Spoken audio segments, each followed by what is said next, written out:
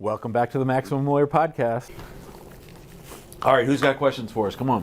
You have to repeat the question. Yeah, the question was, do people in the firm listen to the podcast? They have to when they're onboarded, so they're forced to.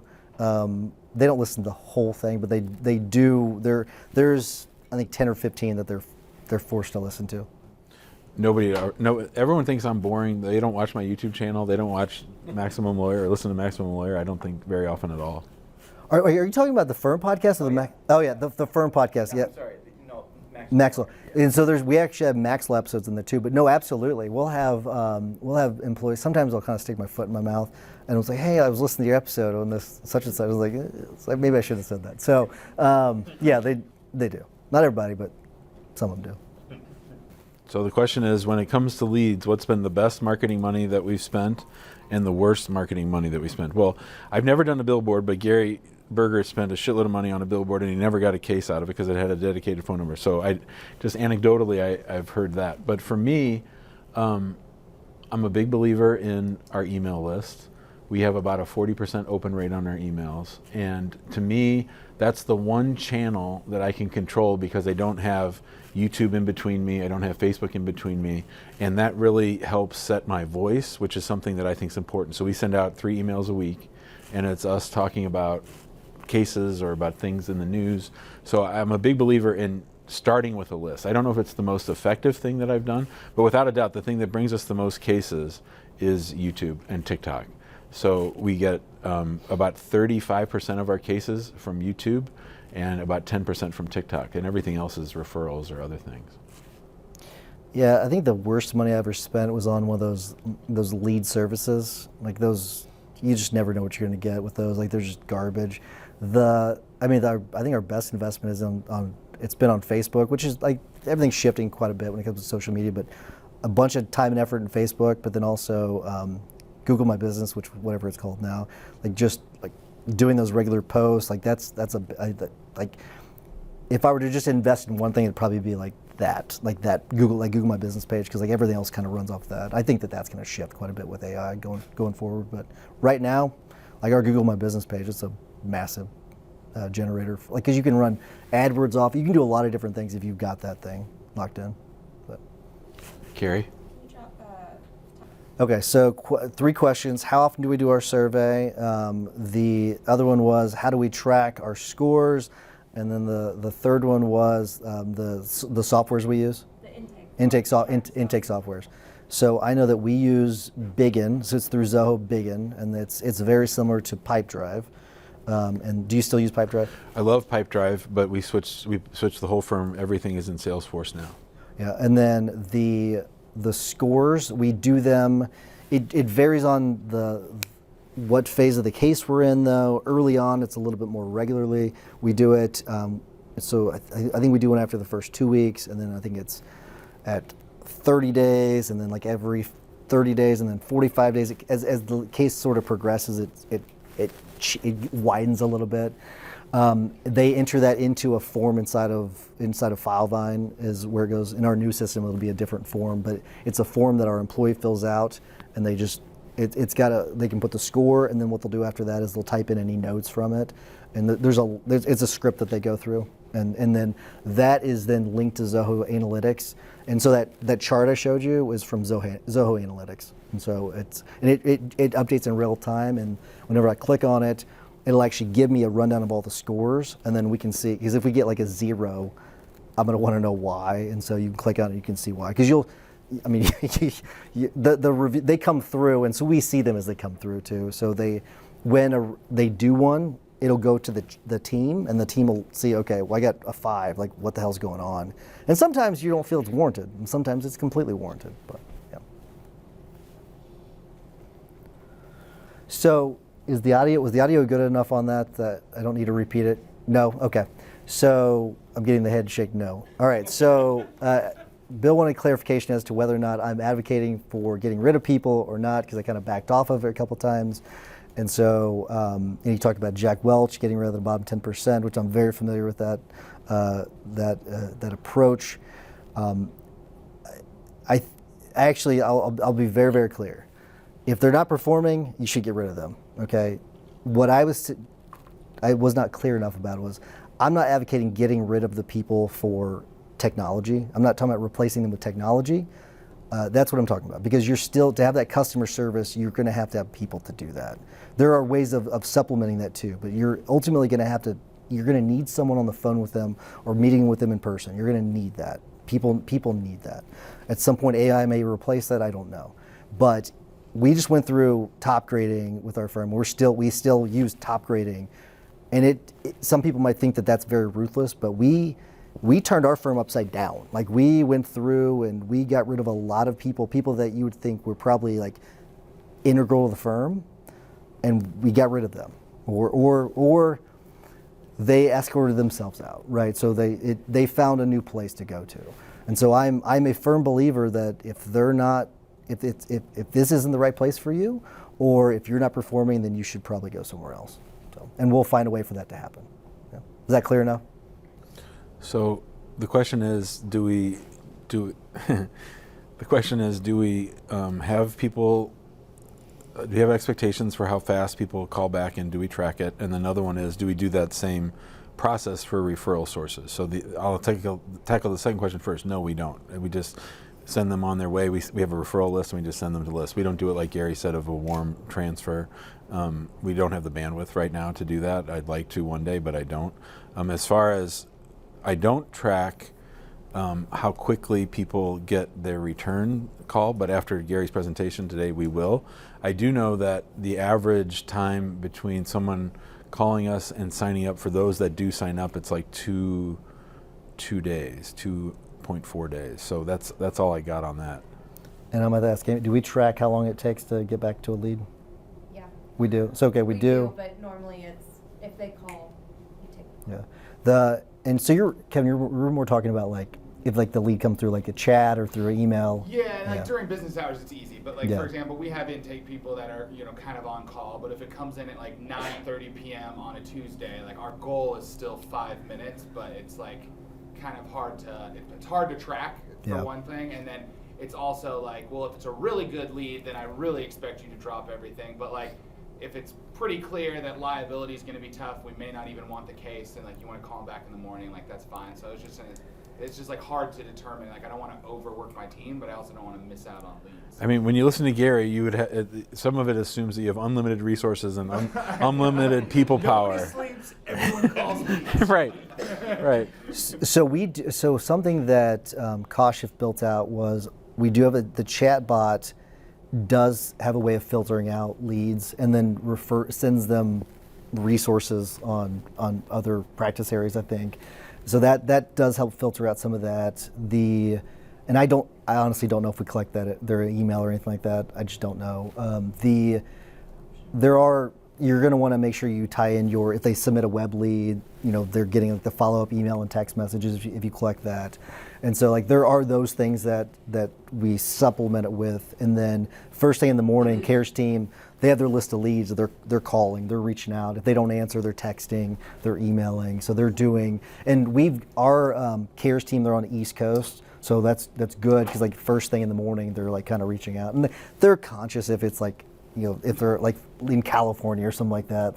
They're careful about things like that. But We just signed up for Salesforce's digital engagement package, so it's going to be pretty neat. We can respond in real time to chat, the contact us form, WhatsApp, Facebook Messenger, and something else, all from inside Salesforce. So the intake specialist will view it all as one, but it'll be on all those different channels, however the person chose to. I love that. It's pretty cool. I don't have that. That's pretty slick. cool. And we have a Cadillac over there. Yeah, that's pretty slick. Yeah. We have a ton of people. Unlimited resources. We have a ton of people on WhatsApp, so WhatsApp's really important to us. And when we switched to Salesforce, we lost that WhatsApp, and that was a lot for us. So getting that back up and running's key. That's slick. Yeah. That's good. So the question is, how do we translate my big fat head from YouTube into He didn't say head. fat. He just said big head. How do we translate my big head? So, I mean, I say on the show, I don't handle cases. I say, you don't want me handling cases. I haven't handled a case in a long time. You want the team that we've assembled, and we've got a great team that works on these cases every single day. And this is how, to me, if you're ever in that situation and you don't know what to say, always come back to, this is how we do things around here. That's just not an option. And in fact, at our firm, if somebody is absolutely insisting on working with Jim, we turn the case down. That's a red flag for us, because they're going to be very difficult. If they can't accept right out of the box that Jim's not their lawyer, then it's all about what will you tolerate, and what are your expectations, and what are your stated. If you state it all at the beginning, no, Mr. Hacking won't be your case, it won't be handling your case.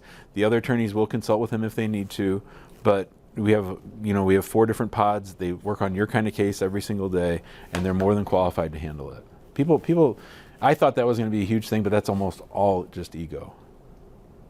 Places, different offices. So the question is, and you're talking about from the team members themselves. From the team members.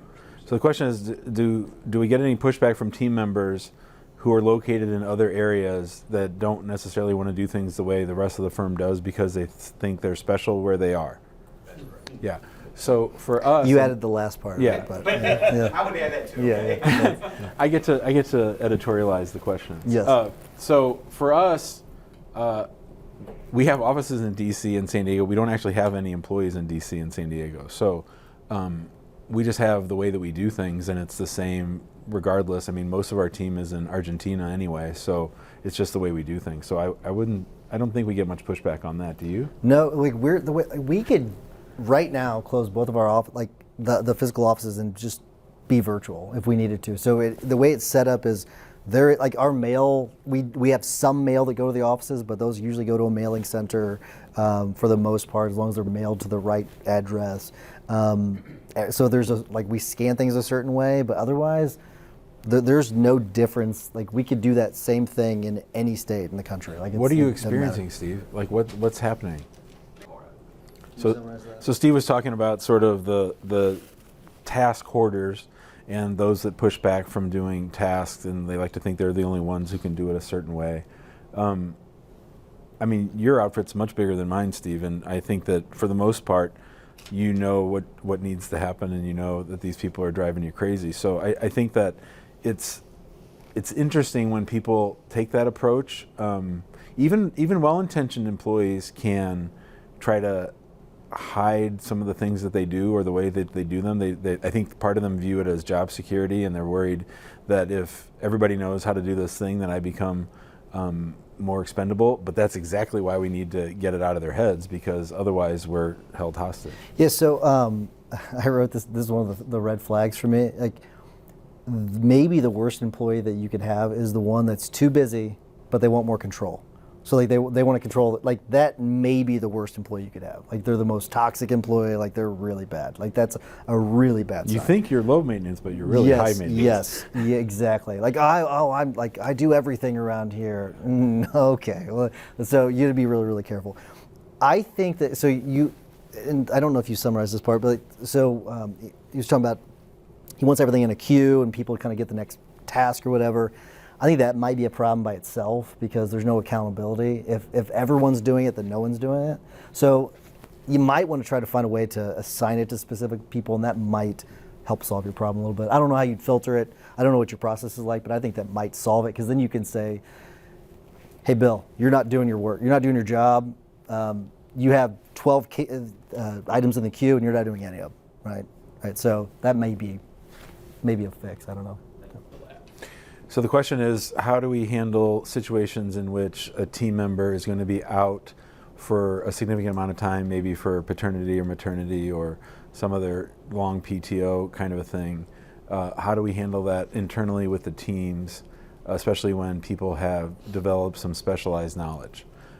Two things that we've done, one we've done for a while and one we're just starting to do now, is we haven't gotten big enough where people can have a job buddy, where it's not necessarily that you're splitting the duties, but that at least, if you've promoted people, they know how to do the roles they used to have, and you try to make sure that there's some kind of overlap. That's sort of a softer thing.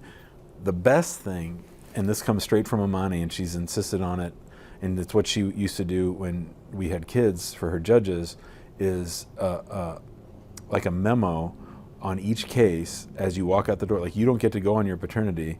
I mean, you can if you have to, but generally, the expectation is in those weeks leading up to you being gone for your whatever period that is, that you have a fully detailed brief on or memo on each case, literally every case that you're going to leave behind so that other people can pick it up right then. Now, if you have a CRM and you have like FileVine or something where you're actually having that real-time dialogue in the feed and things, that helps. But otherwise, we've always, and she's brought this to the table, made it sort of like, you're the one who's going to be gone. So, and you're a lawyer, this is for lawyers, you're a lawyer, these are your cases, it's your responsibility to make sure these are handled properly. For the other team members, I think you turn to, it's a matter of respect for your peers, it's a matter of setting up your team for success, it's a matter of, we're so happy you're going out on PTO. We really are. We want you to have this time with your family. We want you to take time for your health issues, whatever it is.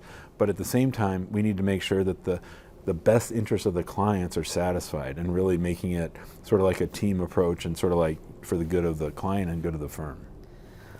I think it's more complicated than what the question is, actually, because I was actually writing down the things, because we have someone out right now, she's on maternity leave. And it's actually been a pretty smooth transition, but I jotted down some notes, actually, like some of the things that I thought like have helped us the most. Cross-training, like with what you're talking about, the overlap. I think having that cross-training between roles, even if it's like just really basic stuff, it can go a really long way. And doing some of those, like the trainings as a firm, as opposed to like you do the training over here, you do the training over, it's like everyone do the training, helps quite a bit. Having a hiring process, because sometimes you have to just hire somebody new. That's what you got to do. And so being able to actually, like, I know I've talked about our hiring process is slow, but we can fire it up in a heartbeat. Like it's with a push of a button, we're ready to go. So being able to do that helps us quite a bit. So with this particular person that's out, we actually end up hiring a new person in advance of this, so that we would know we're not replacing the person, we're just adding another person. So that has helped quite a bit. Before she left, she helped train up the person that's there now in that role. Having those training tools there so they can access them all the time. Having a process instead of it like everything everywhere, that's another thing. The last two I don't think most people would think of. These have helped quite a bit. Well, maybe the last one you would have thought, but like having like advancement, so everyone knows kind of like where they can go into their next role. And maybe there's a stopping point somewhere, but knowing where that next point is. And so we have one of our case managers, she was promoted from our cares team. And so she's able to fill in when necessary because she's already done that role. So she's having that ability to advance within the firm. It allows you to rely, sort of lean on those people too if you do have someone out. So the one I'm talking about, her name's Krista. She was in the cares team, and now she can kind of fill in whenever this other person's out. And then the other part is, I can't stress this enough with top grading. I'll preach top grading every day, because having A players, it changes everything. Because everyone's like, I'm going to chip in and help out. It's instead of like, oh, these are my tasks over here, I don't want to do anything else. It's, I want to help out. What can I do on like cares team? I know you're overwhelmed. What can I do? Hey, red team, what can I do? I know that such and such is out today. Can I help out? Can I make a phone call? It changes it so much. And so that's probably the top of the list, and then the other ones are secondary. I'll add one more, and that is that having had people go out on leave and then decide not to come back once or twice, we now assume they're not coming back and act accordingly. I think that's really important too. That's good. That is good. I mean, I think it's just planning for the future. That's and good. Playing defensively. Yeah, I like it. Any other questions? Of course, we'll have lots of times for questions tomorrow and tonight at dinner and during our breaks and everything. So When they do come back, what do you do? So to me, that I take we don't actually oh, sorry. The question is, if they do come back, then what do you do? Well, everyone gets a little bit of a breather, right? Because they have been stepping in and doing it. I wouldn't necessarily hire right away, but I'd be ready to hire right away. Like I would, when I assume that they're not coming back, we give out their duties to other people. We make sure that everything's getting done. And me personally, what I view it is as an opportunity to grow in their absence. So I would actually put the foot on the gas a little bit.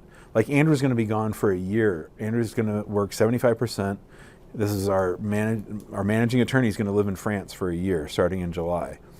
So we're advancing one of his colleagues, another lawyer, to help with sort of the logistics of case management. And I'm looking this as my goal is so that when he comes back, we have enough work to sort of need 2 supervising attorneys, right? Or at least the equivalent. Like, to me, that's all bonus. If other people are learning how to do that person's job, that's better for them and it's better for the firm. So I view that as a plus. I like that. That's a good answer. Cool. All right, thanks everybody. This was fun. We never did this before. Yeah, very cool. Thanks everybody. Appreciate it.